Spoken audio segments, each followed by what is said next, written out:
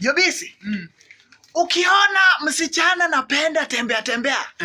Jua yeye anakulaga one type of food. Yes. Legumes.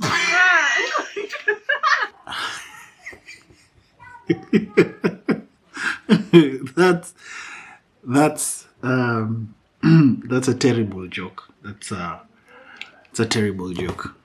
That's a truly terrible joke. Anyway, this video has a point.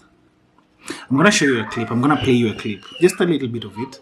If you want to watch the whole of it, I'll put a link. Yeah, just a little bit of it, and then I'm gonna explain something. So watch this. Art has been a beautiful and sometimes a gruesome expression of who I really am, the things I go through, the experiences I've had, the lessons I've learned along the way. And I couldn't think of a better way of putting this in one than the artist. And that's the whole concept of the artist. It's my story of grace. Some of you might or might not have had the privilege to see that side of me, that part of me. And that side, I'm not meaning the artistic side, but more so the Afro side, the returning back or taking back an identity or relearning an identity from scratch again. This was the artist back in 2019. The event was based around the rebirth of a creative guy called JK now that you know. Back then there was a very interesting name that I used to go by.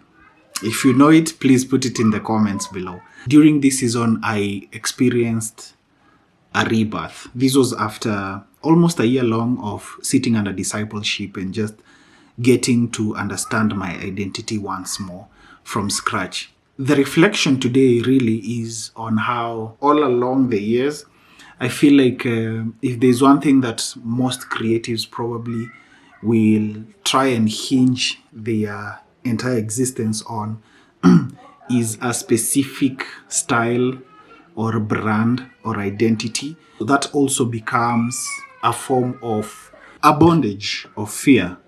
Fear of losing all that you've worked for, all that you have sweat, all that you have toiled for, all that maybe you endured some mistreatment or struggle to achieve, and now you have to let it all go and then start afresh. I think before that happened, before that transition happened for me, it was something that felt like it was too big to fathom. I had really put in work. Anybody who knows that guy, that if you know, you have put it in the comments, knew that, you know, they were willing to do anything and everything on earth.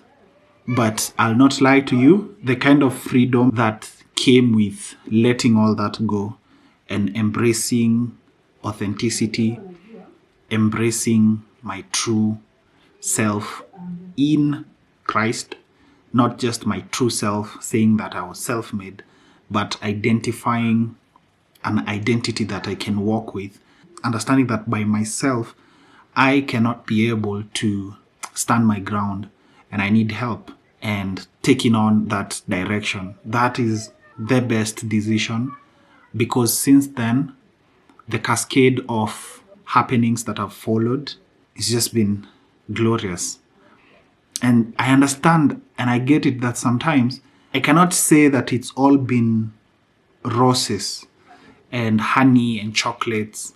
There's been some very thick bushes, very pointy thorns, sometimes actually even way thicker and way pointier than before the transition.